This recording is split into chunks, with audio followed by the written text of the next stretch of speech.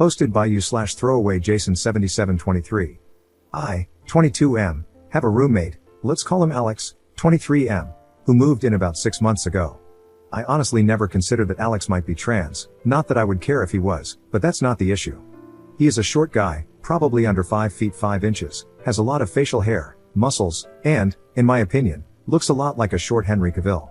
No one I know has ever brought up this idea before.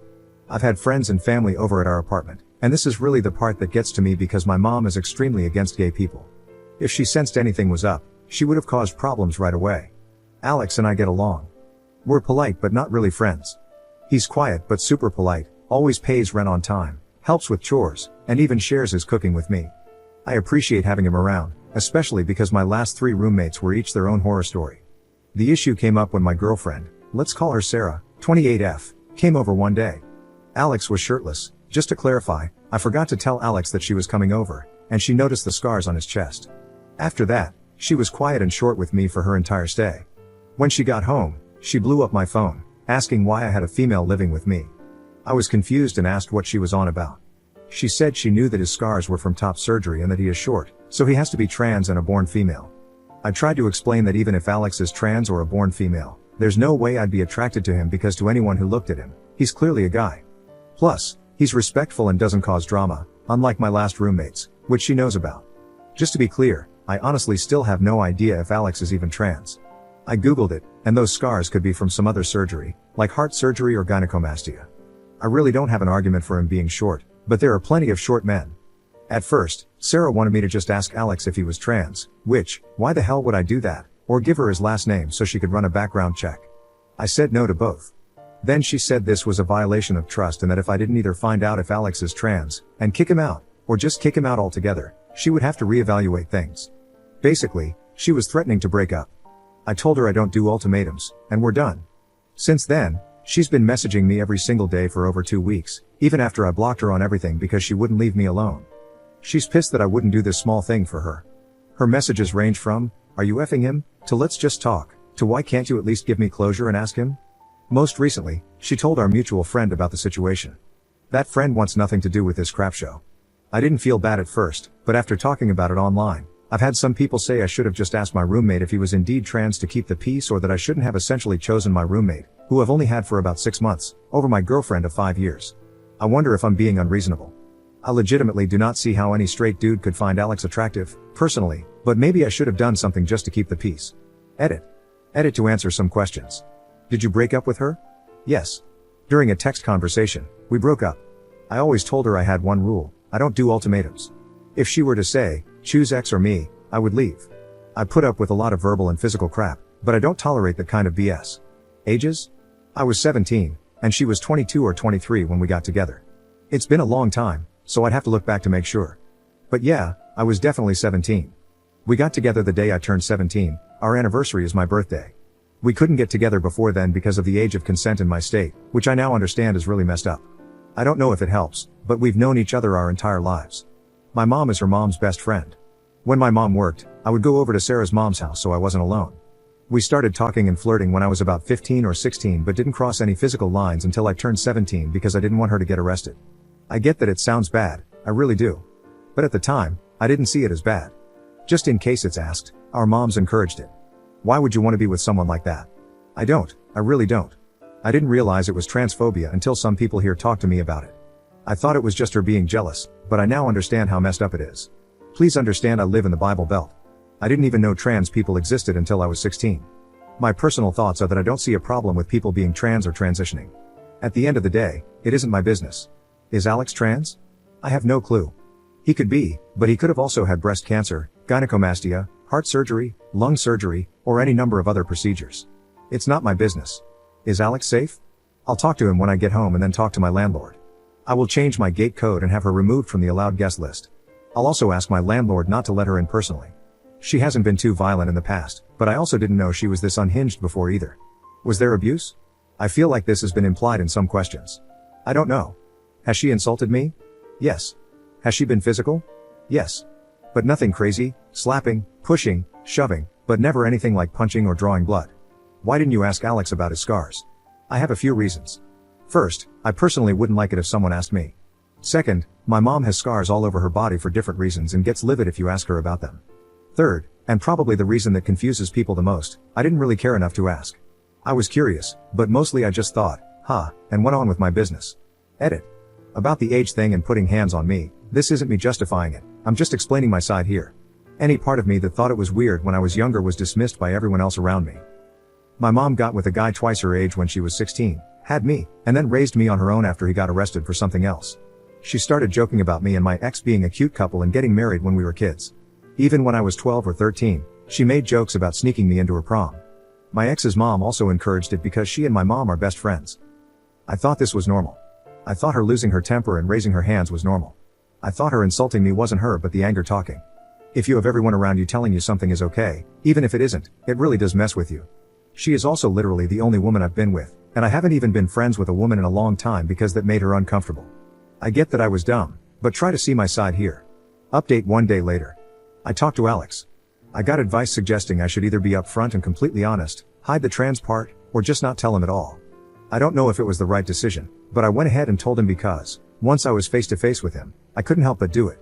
To clarify, I did not ask him about his scars or mention them specifically. I said my ex-girlfriend was under the impression he was a trans person. I made sure to say I didn't care whether he was or wasn't and explained that I broke things off with her, changed the gate codes, added her to the do not let in list, and all that drama. Before I even said anything, he asked if I was okay. Like I said, he's a chill dude. He also not so subtly asked the same questions a lot of commenters asked, essentially wondering if I was in an abusive situation. I told him I didn't know, but whatever kind of situation it was, it's over now. The thing that really kind of messed with me is that he called me his best friend. I regret not mentioning in my earlier comments that we were close. I realize now that we have different definitions of close because he's introverted and I'm not. We talked about irrelevant stuff for a while, and then the question came up, would you care if I was trans? To summarize, yes, Alex is trans mask. He had top surgery when he was 19 and has been on hormones since he was 18. He even has a tattoo with the date he started testosterone. While the idea that he could have been a guy with gynecomastia, cancer, or something else is completely reasonable, it just so happens that Alex is trans. And I don't care about that, Alex is Alex. I did show him the post and got his permission to update things. I wouldn't have otherwise. He's also roaming around this post somewhere, but probably won't comment. Notes. Alex is going to help me find low-cost or sliding scale therapy because he personally hasn't heard good things about the college's therapy services. Like everyone else has said, yes, it was abuse. I see that. I will also hold myself to higher standards in the future. Alex sent me information about the therapist he sees, and I'll contact them in the morning. The landlord knows there was a domestic incident, and I trust him to make sure my ex doesn't show up. The do not allow list was made with this in mind. I'm not ready to talk to my mom about this yet, but I hope, with some therapy and time, I will be. She knows something is going on, but she believes this is a break, not a breakup. Sorry if this sounds like rambling, it is. It's been a rough couple of weeks, my brain is fried, and I'm tired. Keep in mind, I'm still a full-time student. I also have to keep my grades up for my grants, scholarships, government aid, etc. I do read all comments, even the not so good ones. I'll try to respond more before I sleep tonight, but just know that, even if I don't reply, I've read them. I appreciate all the advice, the kicks in the rear, and the sympathy. A side note, I've seen a lot of trans people comment on this post, and a few have reached out to me privately. I'm thankful for your comments as well. It's brought to my attention how tough things are out there. Honestly, I felt what I did was the bare minimum and not worthy of praise because it should just be expected. But I see now that it's being praised because of how low the bar is when it comes to basic human decency toward you, and I'm sorry for that. I hope things get better. Second update 1 day later. I talked to the therapist Alex recommended. Normally, I would be on the waitlist until January, but due to the situation, the therapist referred me to one of his associates, and I'll be seen as early as next week. I was also recommended to attend a domestic violence support group that gathers once a month. Initially, I wasn't going to go because the idea made me incredibly uncomfortable, but Alex said he'll go with me.